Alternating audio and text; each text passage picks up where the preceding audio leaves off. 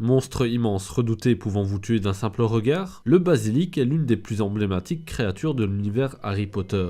Mais quelle est son histoire, d'où tient-il son origine et pourquoi nous a-t-il autant marqué? Salut à tous et à toutes, c'est Endo. Et Repelo Moldum. Montez dans le Poudlard Express et prenez place avec nous dans cette nouvelle vidéo. Histoire du basilic. Si l'on ne sait pas beaucoup de choses sur le basilic, c'est car c'est une créature créée artificiellement et interdite par le ministère de la magie. Herpo la femme, mage noir de la période antique, célèbre pour avoir inventé le procédé des Horcruxes, en est son créateur. C'est durant ses recherches qu'il découvre qu'en faisant couver un œuf de poule par un crapaud qu'on obtient un basilic, une créature classée niveau 5, le niveau maximum de dangerosité, qui de surplus est incontrôlable sauf si vous parlez le fourche-langue. D'une taille s'approchant des 15 mètres, de crocs venimeux capables même de détruire des Horcruxes, et doté de yeux jaunes dont le regard provoque la mort, ou la pétrification si c'est par le biais d'un reflet, le basilic est un super prédateur en haut de la chaîne alimentaire vivant des centaines d'années, et même craint des acromantules de la forêt interdite. Sa seule faiblesse, le chant du coq qui lui est mortel.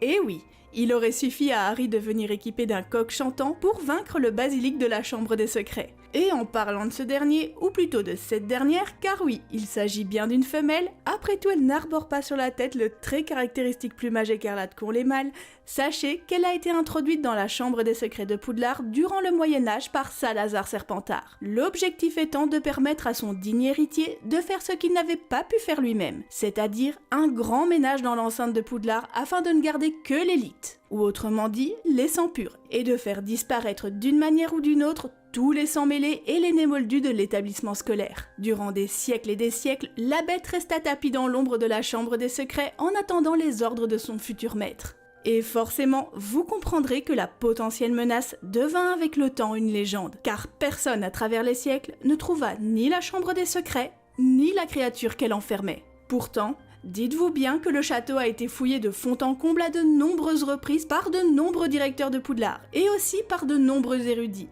Mais rien.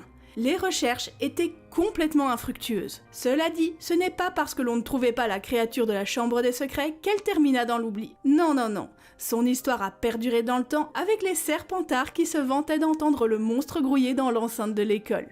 Mais au XVIIIe siècle, son existence faillit être révélée par l'installation de canalisations dans Poudlard. Heureusement, ou plutôt malheureusement, Corvinus Gaunt, descendant direct de Salazar Serpentard, faisait sa scolarité à ce moment-là, et mit tout en œuvre pour que la chambre et la créature qu'elle gardait ne soient pas découvertes. La suite, vous la connaissez, et appartient à l'histoire. Son descendant, Tom Jedusor, alias Voldemort, usa de par deux fois du monstre pour semer le chaos au sein de l'école. Origine du basilic. Tout comme beaucoup de créatures iconiques de la pop culture, à l'instar d'un démogorgon que j'ai déjà traité en vidéo, le basilic tire son origine de la mythologie antique. Du latin basileus, se traduisant par roi ou petit roi, le nom du roi des serpents lui va donc comme un gant. Son existence prendrait source depuis un œuf de poule, couvé par un crapaud selon certains, et selon d'autres, depuis le sang de la tête tranchée de Méduse. D'où certainement serait tiré son pouvoir mortel oculaire ou de pétrification que décrivent les histoires à son propos, et notamment colporté par le philosophe Aristote, écrivant à son sujet que par le biais d'un miroir, il était possible de renvoyer son attaque.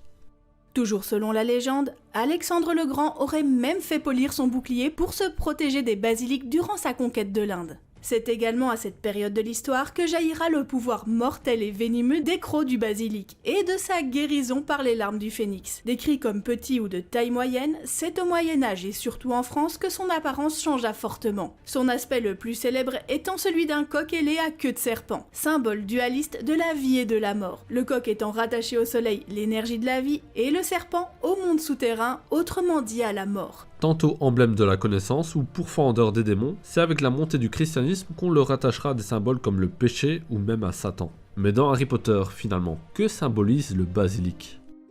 Symbolique du basilic.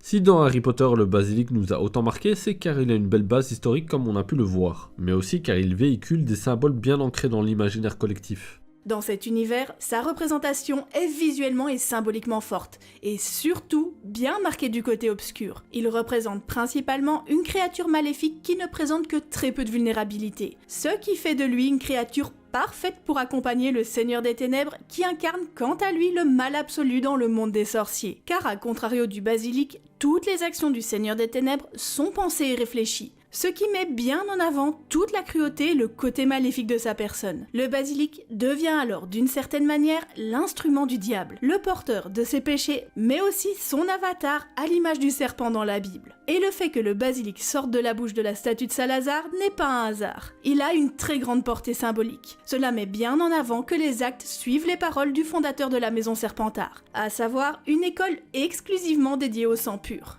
Le combat avec Harry a lui aussi une grande dimension symbolique. Outre le fait qu'Harry confirme qu'il est l'élu en dégainant l'épée du Choixpeau, comme Arthur tire Excalibur du rocher, son affrontement avec la bête nous renvoie à celui de l'archange Michael contre Lucifer, celui même où il abat le mal absolu. Et cette victoire d'Harry sur le basilic, et par extension sur Voldemort, symbole du mal ancien, pernicieux et grandissant du monde des sorciers, vient nous confirmer qu'il est le messie de cette histoire, celui qui doit délivrer le monde de la magie de son mal et de ses péchés.